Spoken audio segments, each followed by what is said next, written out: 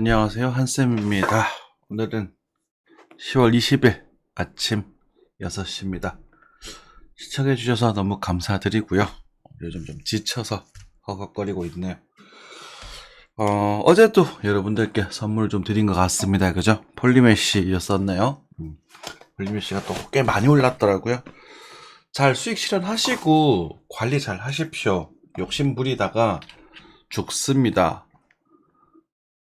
지난번 하이파이도 그렇고 어제 뭐였죠? 룸네트워크도 그렇고 그죠? 그래서 욕심 부리지 않는 선에서 적당히 먹고 빠지고 하시면 충분히 먹을 것들이 아직은 많은 시장이고요.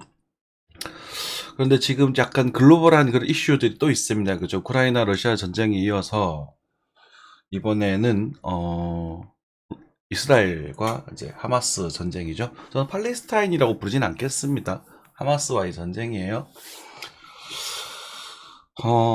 칸쌤의 뇌피셜과 좀 더불어서 우리가 좀 고려해봐야 될 이야기도 조금 드리고, 그리고 이제 앞서서 우리 뉴스 보면서 또 다큐한 이야기들 좀 하고, 좀 뇌피셜 이야기들 뒤에 좀 하고, 그렇게 해보겠습니다. 또 언제 또 선물이 들어갈지 모르니까 끝까지 좀 들어봐 주셨으면 좋겠고요. 한쌤의 썰풀이 들어가도록 하겠습니다.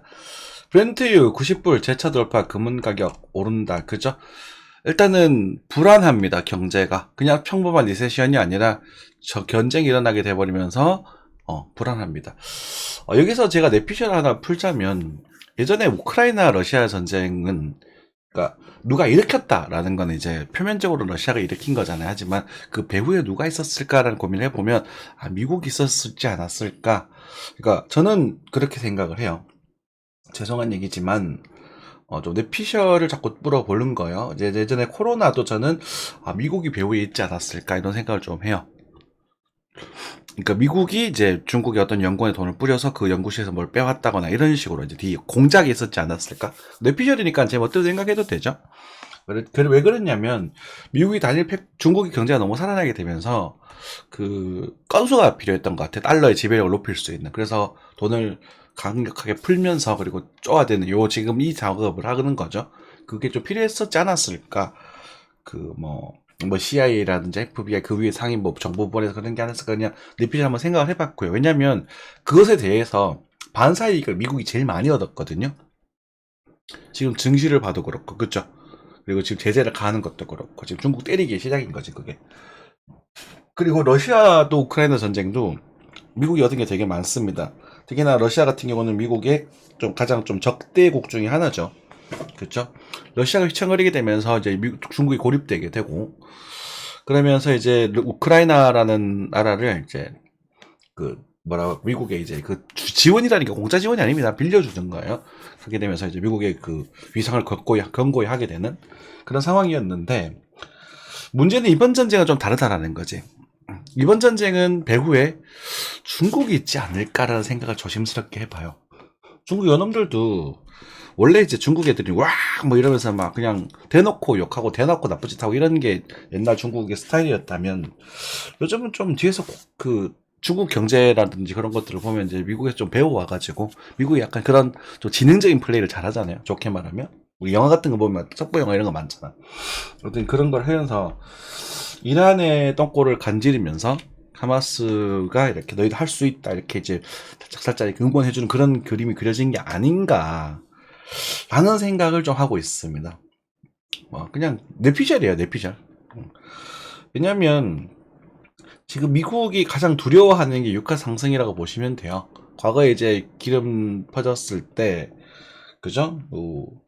기름값이 올랐을 때 이제 전략 비축률을 풀면서 미국이 이제 그런 것들을 인플레이션 물가 상승을 잡았었고, 그리고 전략 비축률이 많이 줄어드는 그런 상태에서 이번에도 인플레이션을 잡기 위해서 노력을 하고 있단 말입니다. 근데 중국은 사실 지금 디플레이션 상황이거든요. 그러니까 더 이상 물가가 떨어질 거리가 없어. 걔네들은 일거리도 없고 뭐도 없고 아무것도 없어. 지금 굉장히 경제가 안 좋대요. 디플레이션이니까 되게 침체예요. 그러니까 살아나면 되는 거. 오히려 물가가 올라야 돼.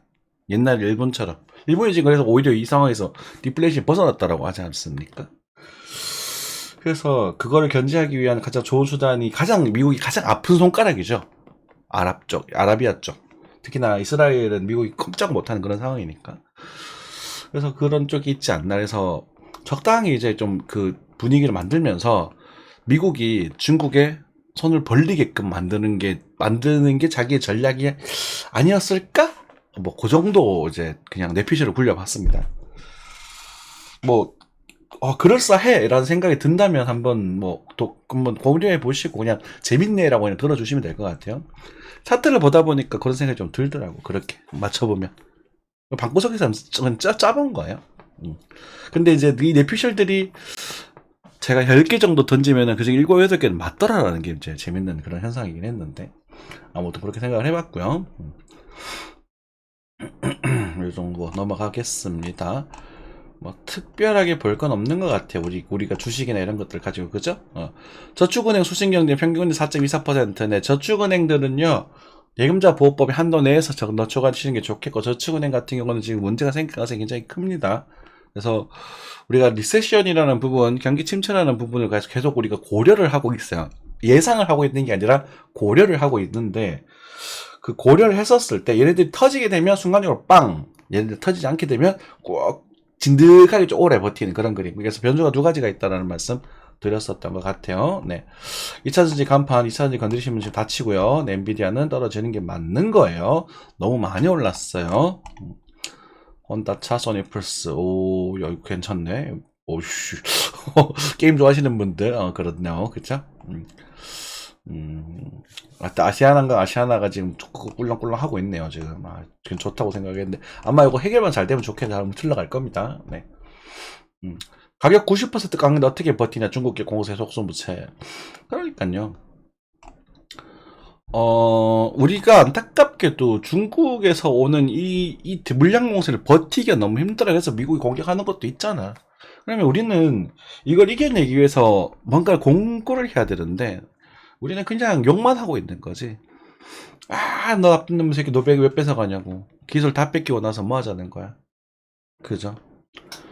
테무, 알리, 써보면 물건 생각보다 괜찮은 애들 너무 많아요. 제가 좀 재미삼아서 몇 개 사봤는데 2,000원짜리 1,000원짜리 이런 거 막 사줘요. 막 무료 배송 막 해주고 그래요. 얘네들이.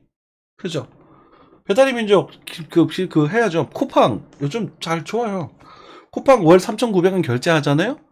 그러면은 총알 배송 나오고 그다음에 배달할 때 10% 추가 할인되고 무료 배송 쿠폰 주고. 참 배달 시켜 먹는데 집 앞에서 편의점에서 도시락 사 먹는 것보다 싸게 치는 경우가 있더라고요. 그래서 좀 충격적인 그런 것들도 있었습니다. 그래서 살이 좀 쪘어요 다시. 아무튼 운동해야 되는데 큰일 났네. 아무튼 그러니까 해야 되는 거지. 이거 큰일 났어. 한국에 지금 이마트 지금 정신 못 차리고 있죠 지금. 이마트 상품권 들고 가가지고 쓰려고 하니까 뭐 이거 바꿔야 된다, 저거 바꿔야 된다, 저거 가입해야 된다. 그러면서 뭐 학업들이 이거는 해당 상품이 안 된다 이런 소리 하고 앉아 있고 안타깝습니다. 정신 못 차린 것 같아요 한국 사람들. 여러분들 말고 이 위장자들이 예전에 구한말에 이렇게 하다가 크게 한 우리가 된통 당한 적 있잖아요. 약 120년 전에. 그죠? 그래서 110년 전에 주권을 참 침탈 당하잖아요. 113년이죠. 안타까운 거죠. 자, 넘어가겠습니다. 환율부터 체크해 보도록 할게요. 원달러 환율입니다. 원달러 환율은 뭐 크게 오르지는 못하고 있습니다. 지금 그죠? 그냥 반등 주고 좀 조정 주고 있는데 오늘 나스닥이 굉장히 많이 빠져버렸어요. 그래서 원달러 환율은 금리를 인상하지는 않을 것 같다. 이번에 이제 파월 의장이 연설하기에 금리 인상은 지금 당장 뭐 예상되지는 않는다만은 올릴 수도 있어. 이렇게 얘기를 한 상태고 지금 유가가 오르고 있다 보니까 물가를 잡기 위해서 금리 한 번 더 올리는 거 아니야? 이런 분위기 정도가 형성되어 있는 걸로 보여집니다. 참고하시면 되겠고요. 그래서 이제 그 부분이 좀 너무 강력해지게 되면 일본 정부도 아마 손을 쓸 겁니다. 왜냐하면 지금 미국의 채권을 사줄 나라 규모에서 일본밖에 없어요. 근데 지금 일본이 지금 이렇게 지금 차트를 바닥을 다지고 있는 모습이 나오고 있죠. 그죠? 한 번 더 빠져도 괜찮습니다. 쫄지 마세요. 엔화는 적극적으로 몰아가셔도 괜찮습니다. 여러분들, 일본이 내후야가 조금 일자리가 없고 이렇게 해도 한국보다는 월등하게 잘 사는 나라예요. 일본의 노령화는 굉장히 성공적으로 진행이 됐고요. 워낙 노인 인구가 많고 빨리 성장을 했기 때문에 우리가 바라보는 일본을 막 이러면서 한번 무시하고 우리는 막 이러고 있는데, 한국의 지금 잠재적인 미래 인구 분포가 일본보다 한 10배 이상 더 힘듭니다. 되게 안 좋아요. 그래서 2030년 정도까지는 여러분들이 노후를 관리할 수 있는 시스템을 구축해 놓으셔야 돼요. 그쵸? 그래서 한쌤, 저희 누구냐?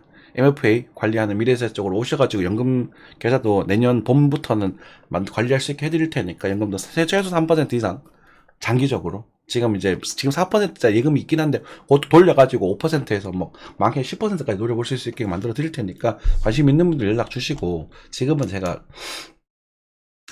자격이 없어서 못하고요. 그죠?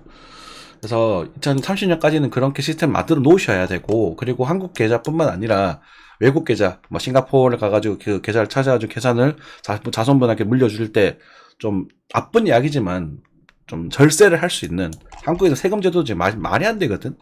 그런 것들도 절세할 수 있는 그런 수단들도 마련해 두시는 게 좋을 겁니다. 재산이 좀 있으신 분들, 10억대 이상. 근데 10억대 이상 있으신 분들 굉장히 많잖아요. 그죠? 저야 가난해서 아직 없지만 그렇게 체크를 말씀해 드릴게요. 유가도 크게 반등하고 있습니다. 그리고 빅스 차트 슈팅이 나오고 있죠. 그쵸? 공포에 대한 부분, 빅스 차트가 심상치 않다라는 어제의 부재 기억나십니까? 그죠? 나스닥이 크게 하락하고 있는 부분입니다.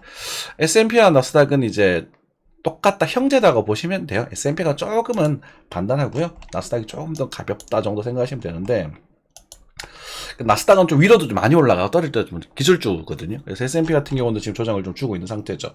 S&P는 지금 이제는 추세가 완전히 꺾여버렸어요.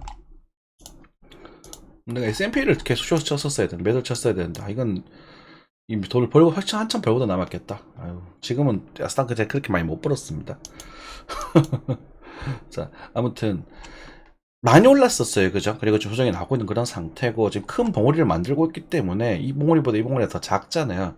그죠? 그래서 조정세를 우리가 충분히 예상할 수 있었던 부분이고, 여기서부터 계단식 하락이 계속 이루어지고 있죠. 꽤 많은 하락이 일어나졌네. 그래서 나스닥이 기술주, 미국에 대한 기술주에 대한 기대로 지금 돈이 몰려있는 그런 구간이었었다.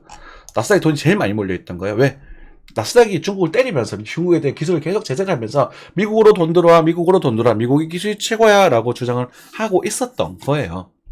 그죠? 그래서 일단 공포지수에 때문에 움직이고 있는 부분인데, 어제 그저께도 말씀드렸죠. 한쌤 쇼타이밍 잡는 거 기가 막히지 않습니까? 쇼타점? 자, 그런데 이 추세 혹시 기억나십니까? 이 추세 제가 대략적으로 그려드렸던 거.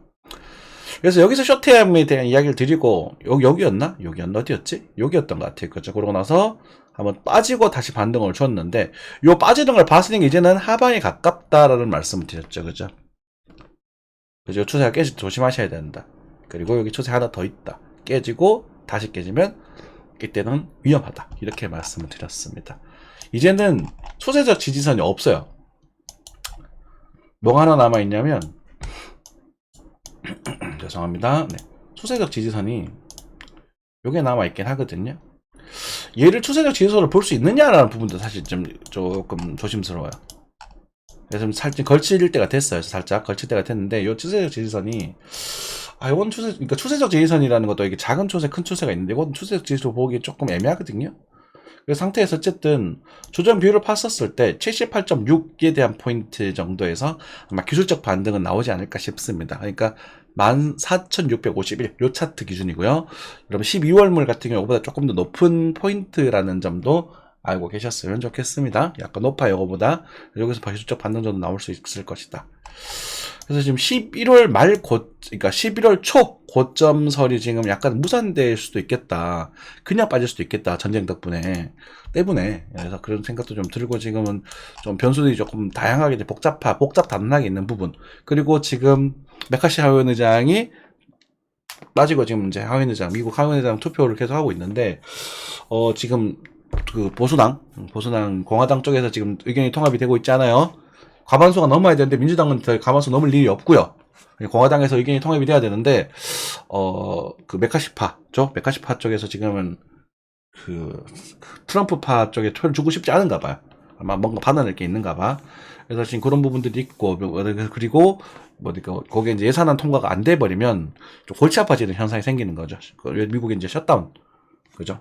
공무원 월급 못 주는 거 셧다운. 그리고 예산이 이제 내년까지 넘어가 버리면 이제 디폴트 사태까지도 우리가 고려를 하게 되는 그런 상태가 되었습니다.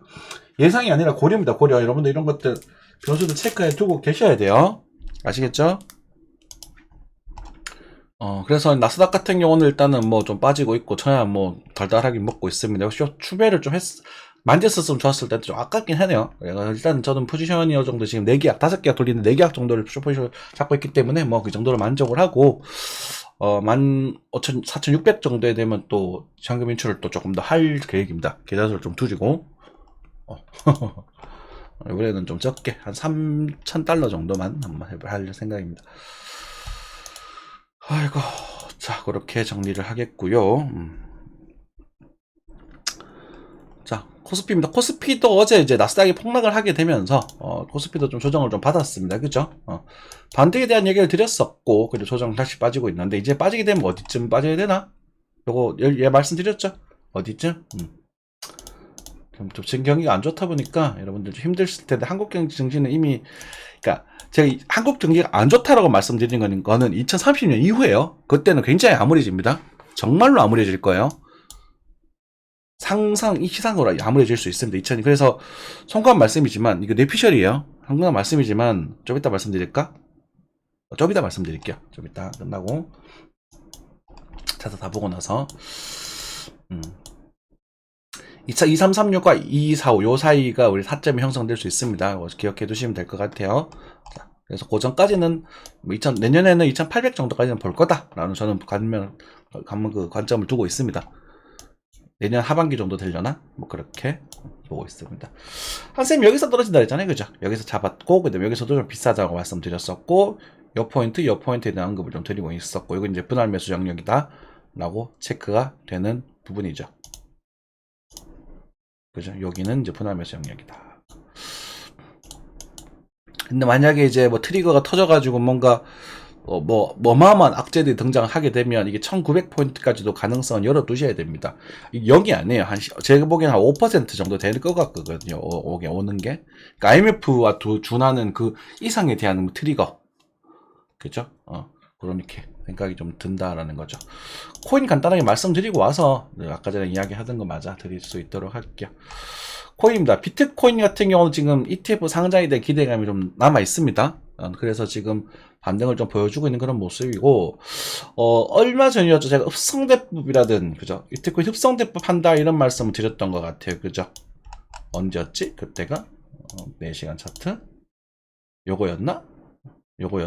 요거였던 건데, 그죠? 그래서 나오고 지금 반등을 좀 주고 있는 그런 상태고, 뭐 룸네트워크 같은 경우 보십시오. 이렇게 빠져버렸단 말이야. 풀숏을 제가 풀숏 때릴 거라고 막 선란 맞췄었잖아요. 그래서 지금 수익 100% 된 거 보여드렸죠. 펌비 털려가지고 지금 돈 얼마 못 벌었다는 것도 보여드렸죠. 그죠? 그래서 이런 식으로 선물시장에서 장난치고 있는 거기 때문에 이렇게 만들면서 여러분들 선동을 해서 여러분들이 막 그게 만드는 거야. 그래서 매매를 해가지고 결국은 거래소들 자기네들 배불리는 정책을 취하더라. 그러니까 우리 현물 시장은 그래도 10명, 100명 중에 5명이 돈을 버는 시장에 5%가 돈을 번다고 하거든요. 그죠? 이게 마인드 컨트롤만 잘하면 우리는 상위 5%, 그러니까 5% 20명 중에 1등만 하면 되는 거야. 근데 선물 시장에 가서 돈은 10,000명 중에 5명이 번대요. 그 이유인 거지. 그러니까 100%를 먹었는데 실제 수익률이 10 몇 %밖에 안 되는 거 보고 저는 충격 먹었습니다. 너무 좀 상처받았어요. 그죠? 그만큼, 네. 아무튼 그렇고요. 오버스 같은 경우도 이렇게 좀 아직도 차트 살아있는 것처럼 보여지지만 오버스도 좀 조심하시는 게 좋을 것 같고요. 그죠? 오히려 비트코인이 좀 더 단단하니까 이제는 뭐 차라리 비트코인 쪽으로 좀 천천히 또 뭐 돈을 버르셨던 거, 우리 단타치에서 모았던 거를 차라리 비트코인 쪽으로 좀 모아가지고 ETF 상장을 기대해 보시는 게 참 낫지 않나 싶고, 비트코인은 전 내년에 한 5천만 원 정도까지는 제가 예상을 조금 해보고 있습니다. 견적을 내보고 있어요. 5천만 원 정도까지. 들기로는 모르겠고, 내년에는. 왜냐면 이게 경기가 좋아져야, 양적 완화와 경기가 좋아져야 이게 좀 올라가는 부분이 있거든요. 그래서 그런 부분도 체크해 보실 필요가 있다. 솔라나는 뭐 긍정적인 이야기 드렸던 것 같은데 많이 오르고 있어요. 저희는 이제 솔라나 같은 경우는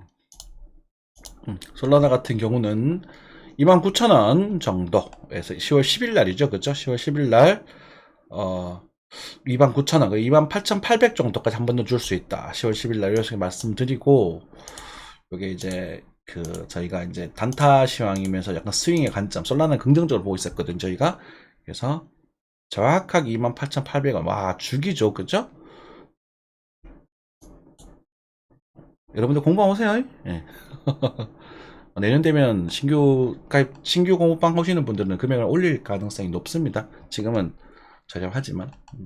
왜냐면 내년에는 시장이 지금보다는 좋을 거라고 보기 때문에 올려도 돼. 제 생각에.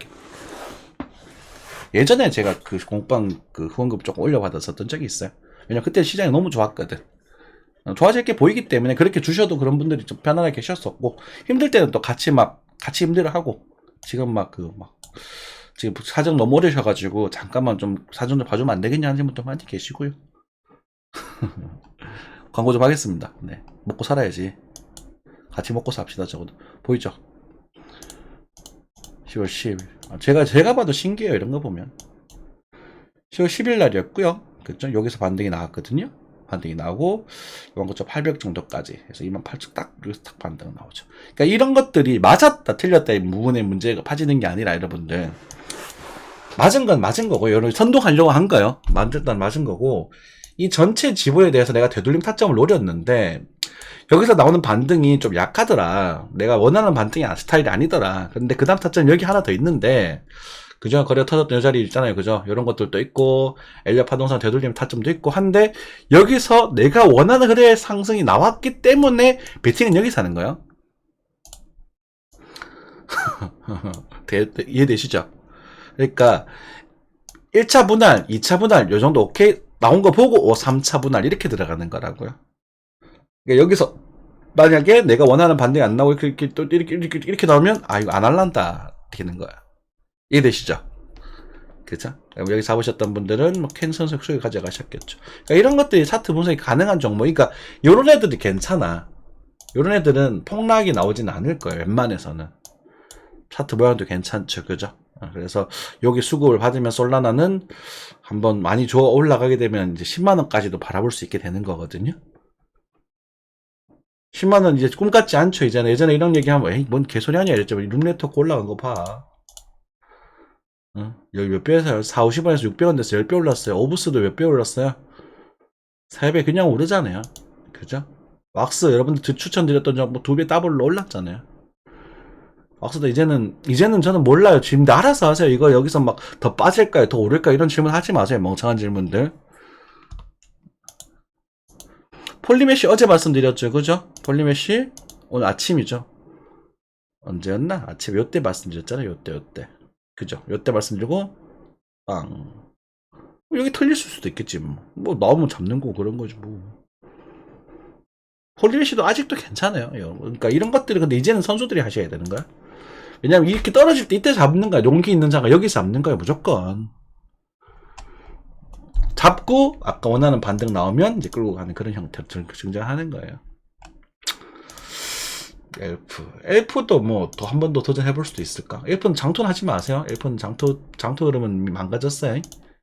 제가 보기는 제가 엘프가 차트 되게 좋았었는데 요걸 기준으로 장토는 이제 갸우뚱해진 거야. 이제 슈팅이 한번 빵 나올 수는 있겠지만 그래서 뭐 장토보다는 어딘가 손절을 잡고 들어가시는 게 좋습니다. 뭐 400원을 잡든지 뭐 한 350원 정도라도 20% 정도 되네요. 그러니까 내가 1000만원 넣으면 망하면 200만원 손해 본다. 내가 운이 좋으면 더블 먹겠다. 이렇게 결정하시고 들어가셔야 돼요. 그게 여러분들의 가지고 있는 마인드와 그겁니다. 아시겠죠? 뭔가를 샀을 때는 계좌가 줄어들 거를 각오를 하시고 진입하셔야 돼요. 아시겠죠? 네. 자, 아까 전에 무슨 이야기를 하려고 했었더라? 뭔가 끝나고 드릴게요 했던 것 같은데 기억이 안 난다. 막상 했는데. 막상 실컷 얘기하다 보니까 기억이 나질 않네. 그래. 생각이 났다. 자, 이제는 뭐 끄셔도 됩니다. 시황 얘기 들으신 분들 이제 산쌤 헛소리 내피셜 들으실 분들은 계시면 되고요. 자, 제국의 파워 그죠? 이게 이제 과거 이제 역사적으로 제국의 파워였습니다. 우리가 1500년 청나라 청나라죠 청 굉장히 강했던 나라였어요. 그죠? 청나라가 잘 살았었던 시기 그리고 네덜란드가 또 패권을 가졌던 시기가 이렇게 있고요.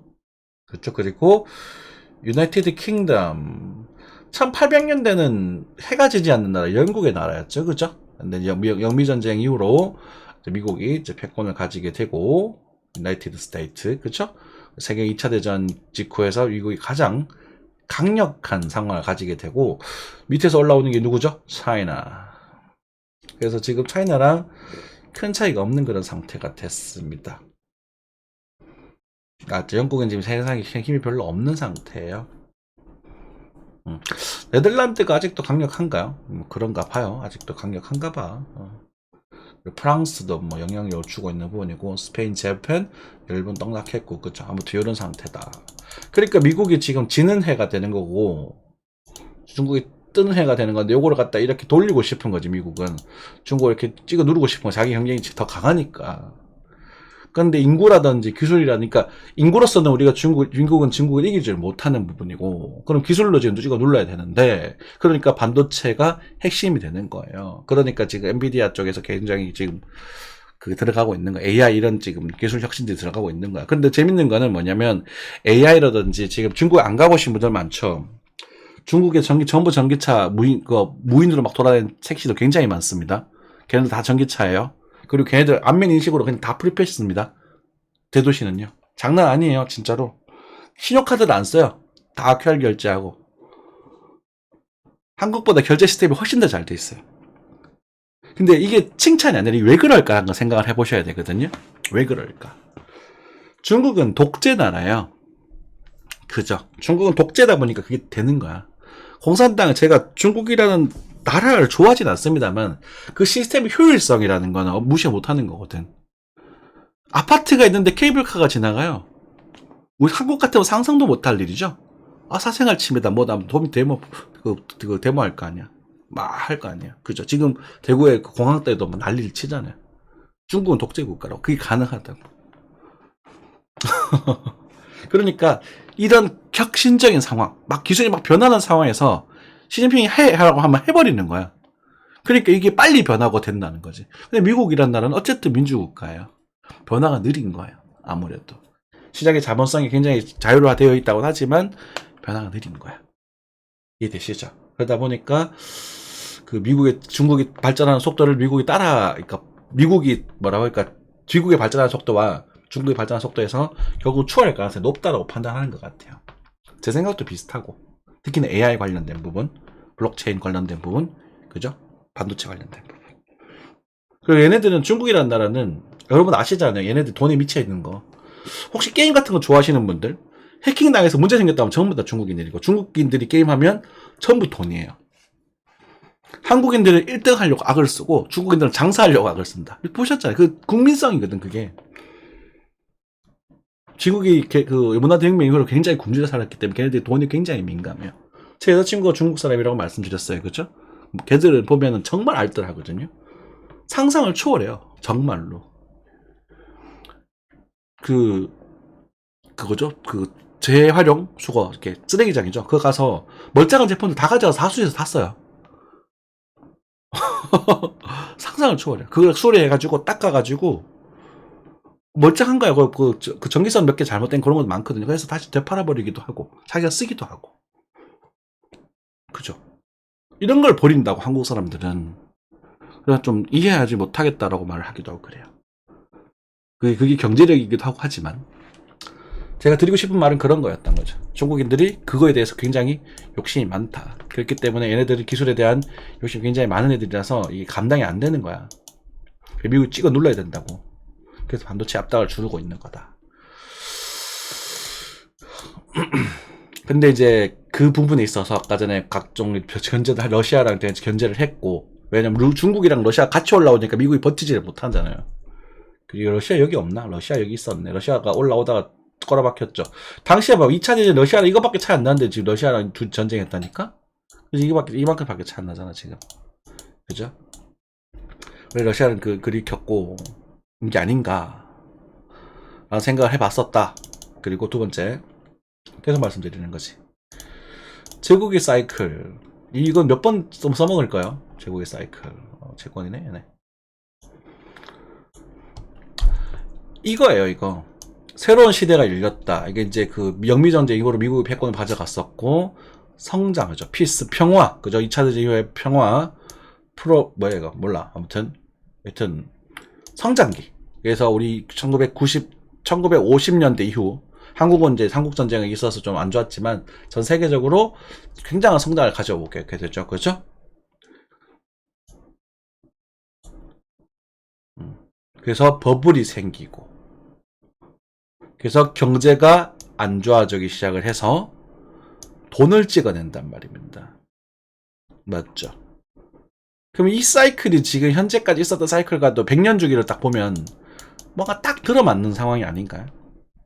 그리고 그 다음에 나오는 게 Revolution and War. 그죠? Political Restructuring. 이게 그건가? 새로운 그 규칙에 그건 만들어지는 건가? 제가 잘 영어 잘 못해가지고 잘 모르겠네요. 네. 아무튼, War.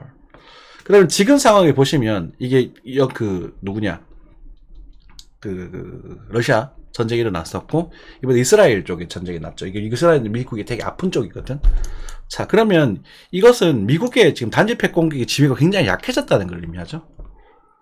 옛날에는 미국한테 있는데 잘 나간 그 힘센 미국한테 깝치면, 형 미안 잘못했어 하면서 이라크가 개털돼서 지금 짜졌잖아요. 그죠? 감히 못 까분단 말이야. 근데 이제 자꾸 까불어 애들이. 이란도 까불고 러시아도 까불고 자꾸 까불어. 중국 애들은 눈치 보고 있어요. 근데 이게 이제 다음에 만약에 또 전쟁이 하나 더 벌어지게 되면 미국의 전략자산이 감당이 될까? 아까 전에 한국 경제 이야기하면서 같은 말씀드렸던 연결되는 건데, 한국 경제 2030년부터 굉장히 안 좋아질 거라고 말씀드렸습니다. 그냥 내리하락입니다. 그때부터는. 정확하게 시점은 진짜 30년 딱인지는 모르겠지만, 그 전후부터는 한국의 모든 경제 지표가 너무너무 안 좋아져요. 굉장히 안 좋아져요. 그러니까 후진국으로 갈 만큼 안 좋아진다고 생각하시면 돼요. 그러면은 우리가 갈고 닦아놓은 그런 기술력이 있잖아요. 반도체를 기반으로 한 기술력을 가지고 우리가 새로운 노동력을 가져오면서 이제 새로운 그런 원동력을 가지게 되려면 변화가 필요한데, 이 녀석. 자, 다음 전쟁 지역은 어딜까? 한번 고민해 보실 필요가 있을 겁니다. 분쟁 지역이 어디예요? 동부가죠, 그죠? 우리가 동부가 만약에 전쟁이 일어나게 되면 우리나라 입장에서는 굉장한 위기겠지만 그게 굉장한 기회가 될 겁니다. 어쩌면 동부가 패권국이 될 수도 있는 그런 기회가 될 겁니다. 우리가 성장 동력이 남아있는 상태에서. 근데 그 시기가 너무 늦어져 버리면, 그러니까 중국이 아마 그 타이밍을 잡고 있는 것 같아요. 중국이 전쟁을 할 겁니다. 그 전쟁을 어떤 식으로도 우리가 분쟁이 생길 건데, 어떤 식으로 분쟁이 생길 가능성이 있냐면, 대만 가지고는 분쟁이 생길 가능성이 저는 오히려 낮다고 봐요. 대만은 어차피 중국인들 입장에서는 대만은 저그 땅이야. 이미 그냥 걔네들은 그렇게 확정 지어놨어. 대만이 어떻게 저그 땅이야 하지만 우리가 북한 보는 거랑 마찬가지예요. 우리가 알아야 되잖아, 역사를. 민주당이 패전해가지고 간 거잖아. 우리가 만약 6.25 때 졌으면 우리도 제주도가 살았을 거야. 그럼 북한 애들이 우리를 보고 봤을 때 그냥 자기 나라라고 생각하겠지. 이미 경제가 넘어가 버렸으니까. 만약 우리가 올라가가지고 북한의 그 위에 한 개 주 정도만 남아있으면 북한 땅은 우리 땅이야, 그냥. 지금의 이스라엘과 팔레스타인 그쪽에 하마스처럼 그냥 지구 하나밖에 안 되는 거예요. 걔네들 상식이. 그래서 굳이 전쟁을 필요는 없어요, 걔네들 입장에서. 그러니까 뭐라고 할까. 근데 이제 미국 애들아, 너희들 전략자산 좀 빼라. 그렇게 엄포를 넣는 거고, 그때 밑에 있는 바다에 대한 그 지배권을 가지기 위해서 지금 이제 그냥 그냥 뭐라고 하지? 자기 나라에 정쟁할 게 아니라 그냥 그런 식으로 엄포를 놓는 거다라고 생각하시면 될 것 같고요. 그래서 얼마 전에 사탕도 줬잖아.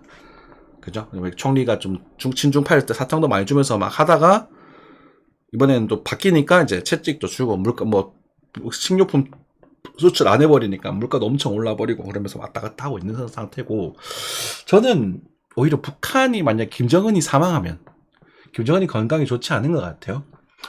지금 주위에 딸내미 들고 데리고 나오죠. 걔가 이제 김정은 제가 볼 때 한 5년 안에 사망할 수 있지 않을까. 5년에서 10년 사이에 건강에 그런 질병을 집권을 권력이 약해지게 되면 거기서 트러블이 생길 가능성이 크다고 좀 생각을 하고 있습니다. 북한에 문제가 생기면 100% 중국군이 들어올 거예요.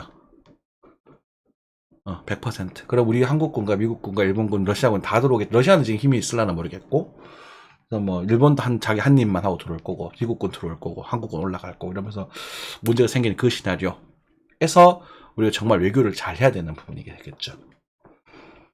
그렇죠?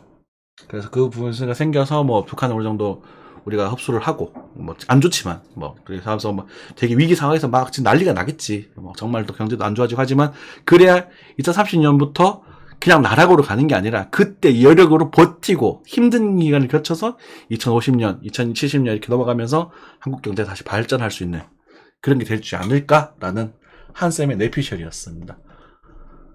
전쟁이 일어나서 안 되지만 그 거시적인 변수로 봤었을 때 오히려 한국 국가 입장에서는 전쟁이라는 큰 변수가 나올 수 있다. 이번에 참 그런 것들 이민이라도 받아야 된다고 말씀드렸는데, 이스라엘 애들 저기 아랍 애들 난리치는 거 보니까 무섭긴 하다. 근데 그거는 내부적인 이야기고, 그렇게라도 받아야 우리가 노동력이 생기는 거거든. 그 조선족이라도 잘 챙겨서 데리고 왔었어야 됐는데, 걔네들이 문화가 좀 다르다 보니까 우리가 많이 무시하고 그랬었죠. 그렇게 좀 거시적으로 볼 줄 아셨으면 좋겠는데, 우리 정부분들이. 근데 그렇게 하면 또 민중들이 또 가만히 있지 않을 거고, 참 힘든 것 같습니다, 정치인들도. 자, 한쌤이 헛소리 재밌게 잘 들으셨습니까? 네. 아무튼 지금 시장은요, 뭐 되게 좀 빡세요. 이제는 좀 빡센데, 이렇게 떨어졌을 때 잡으셔야 되고, 뭐 아더 같은 경우도 많이 오르고 있네. 쭉 파워했죠. 그래요? 네. 글쎄, 뭐 요런 애들 거리가 좀 손질이 좀 멀지만 그래도 파워했죠. 이런 애들 뭐 단타 좀 쳐보시고 소비 좀 해보시든지, 그거는 뭐 알아서 잘 하시기 바라겠습니다. 풀매수하고 연끌하고 이러지 마시고요. 또 혹시나 문제가 생겼을 때는 손절을 각각이 잡겠다 라고 생각을 하셔야 합니다. 아시겠죠? 이상 마무리하겠습니다. 감사합니다.